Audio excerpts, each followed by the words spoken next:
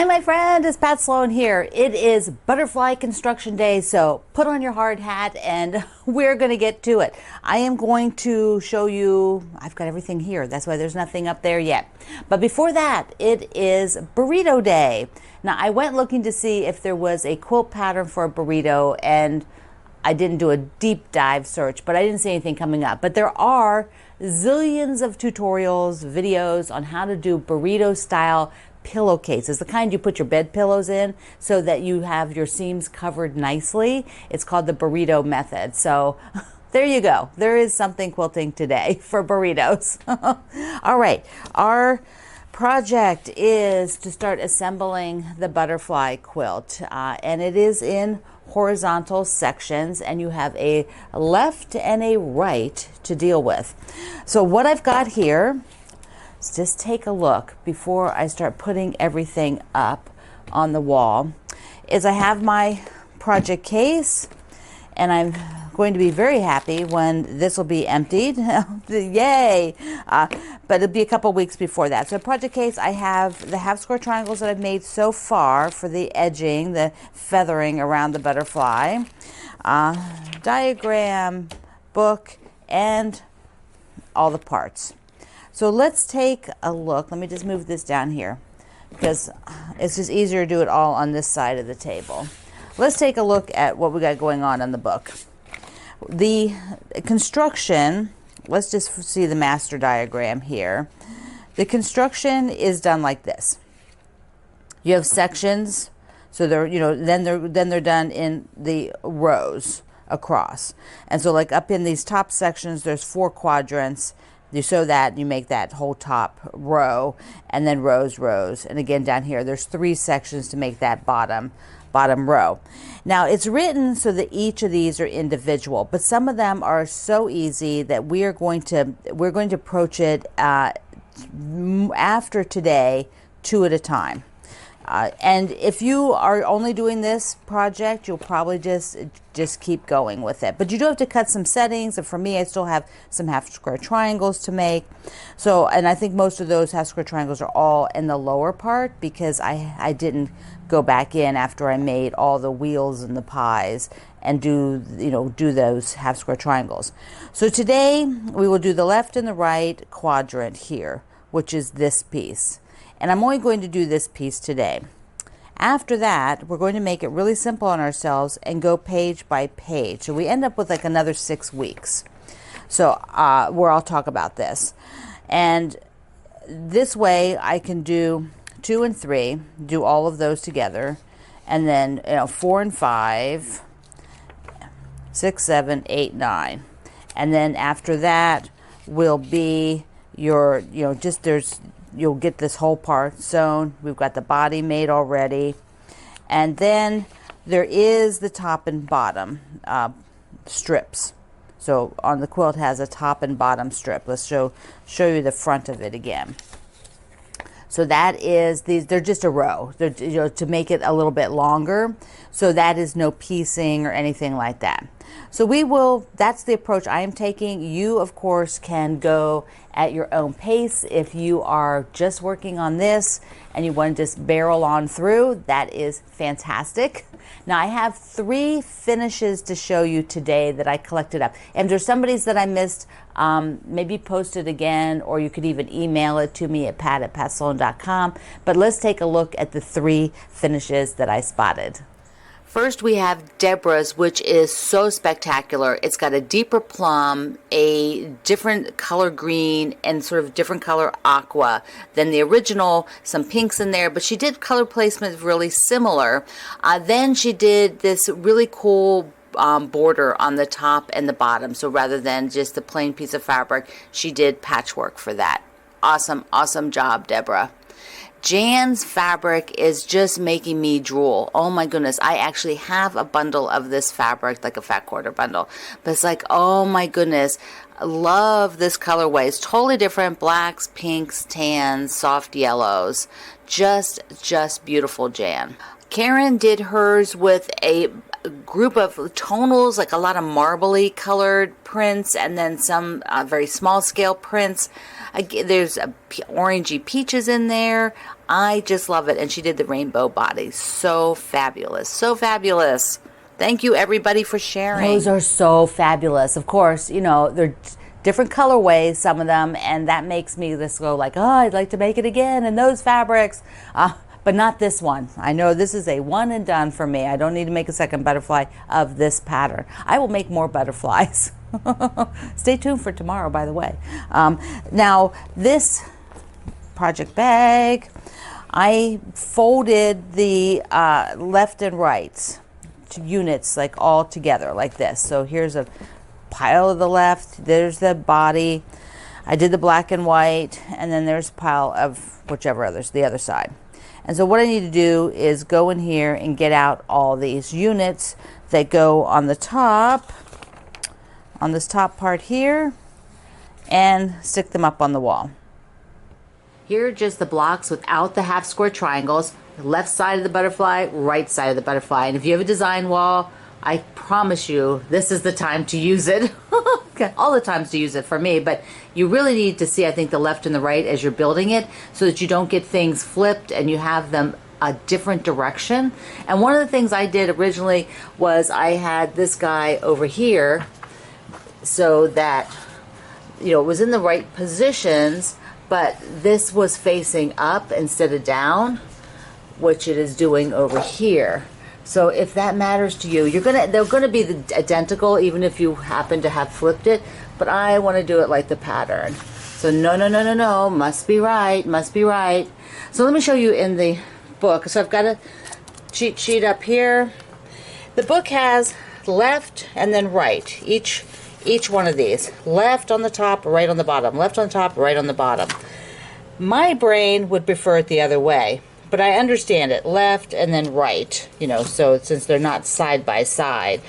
So just be aware of how your brain thinks about it, and if you really need to see them both at the same time, use this diagram. So see, there's a lot of different ways to approach this so that it works for you. Now, I'm going to put the piece de resistance, the little half square triangles to get that fluttery edge. So let me do that.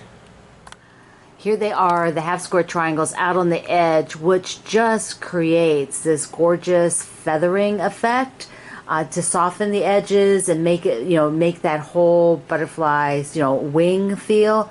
They look so good. So I highly recommend you take a photo so that you can see that both sides, all the half square triangles are going the same direction. Look at it carefully and be sure you've got it right. What I'm going to do next is cut all the aqua for around it. I'll be back.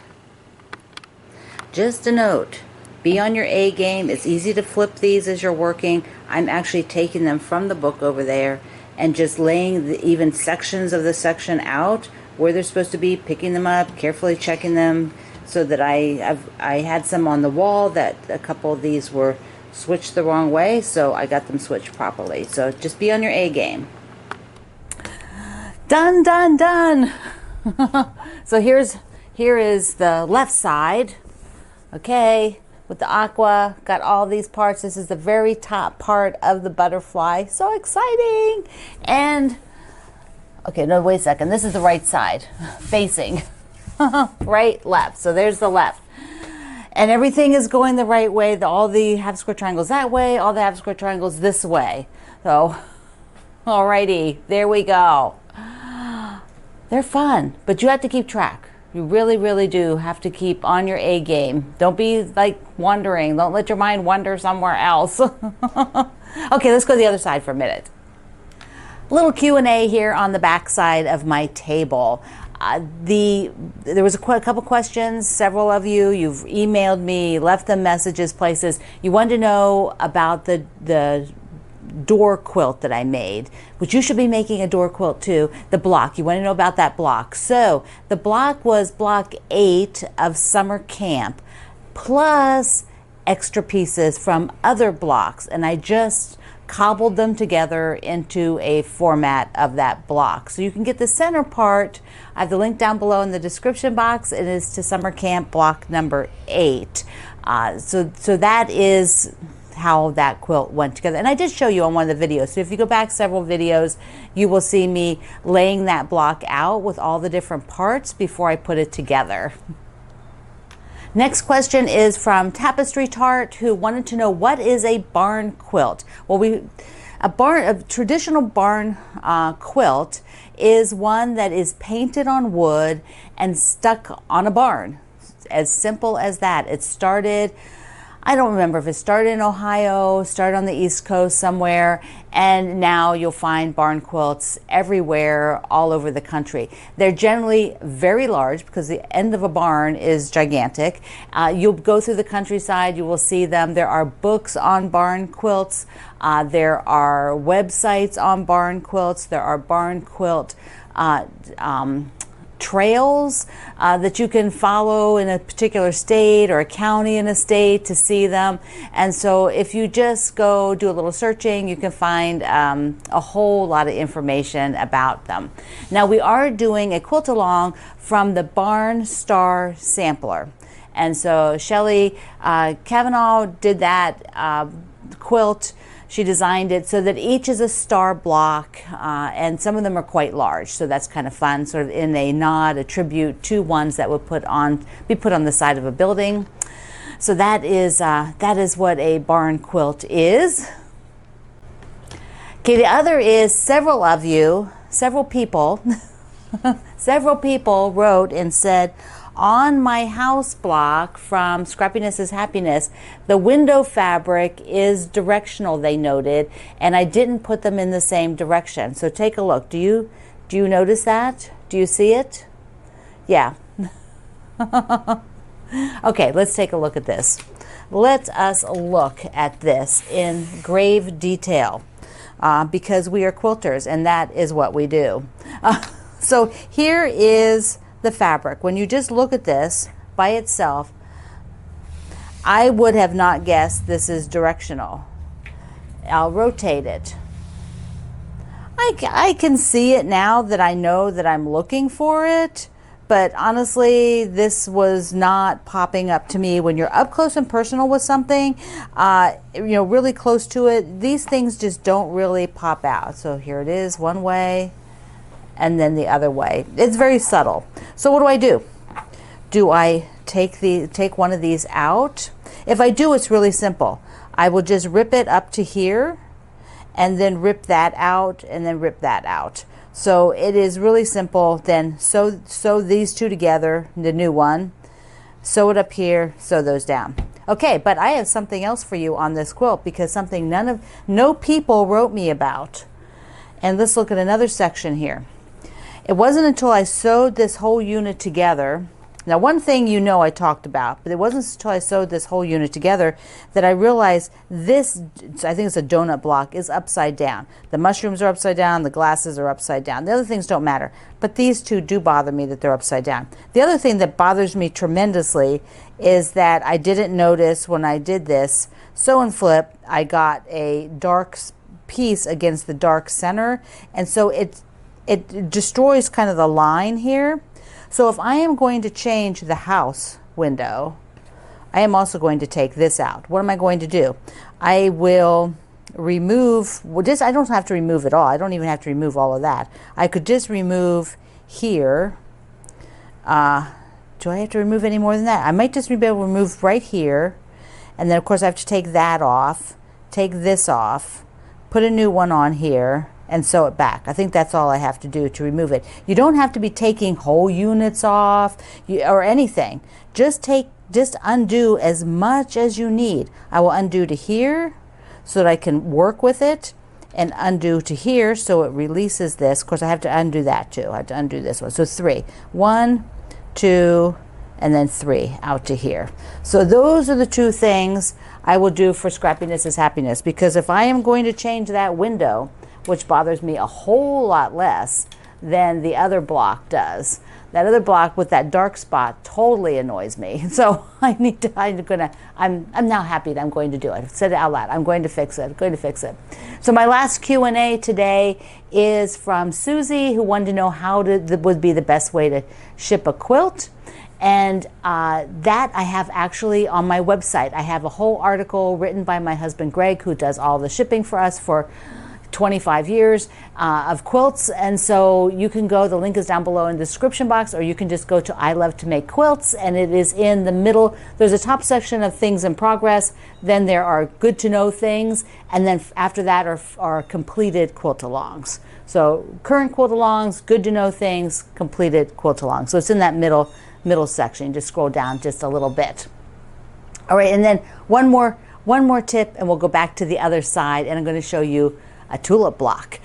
So the other tip is from, let's see, Anne. And Anne does get credit. She says she didn't think this up, but let me show you her picture.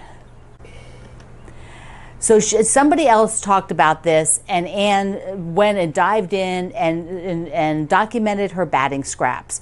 And so what she did is she measured all her batting scraps. She put a tag on them with how big they are. So what are the dimensions of her batting scrap? And then she made a list so that she can go to her list. She doesn't have to go through all the stack, and she may save a lot of that. She doesn't have to go through them all. She can just go to her list and then be sure when she uses it to remove it from the list.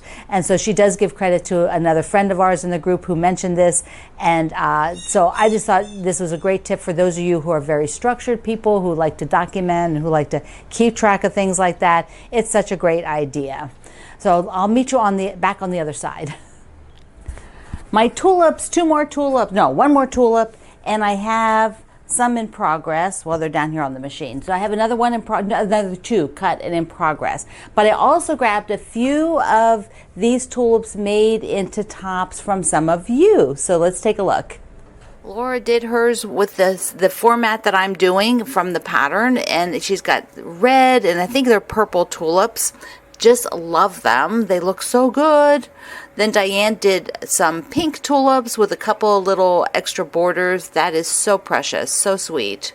Mary Beth has got purple again. She has some florals, and she did an amazing quilting, some crosshatch quilting on there. Look at that. Looks so good. I love it. Very tiny, very effective. And then Carrie, and she has binding on hers, so hers is all done. She did the wave stitch, pink and yellow tulips. Oh, and then look at her binding. It's like a scrappy binding. Awesome job. Hope this inspires everybody to make some tulips with me. Thank you, everybody, for sharing. So on Butterfly Day, it is construction day, where we start putting all of these units together. And I can't wait to see yours. Please show your progress. That is so much fun to see it as you're going along. So I love you. Mwah. Thank you for being here in the Sloan Zone. I will see you online.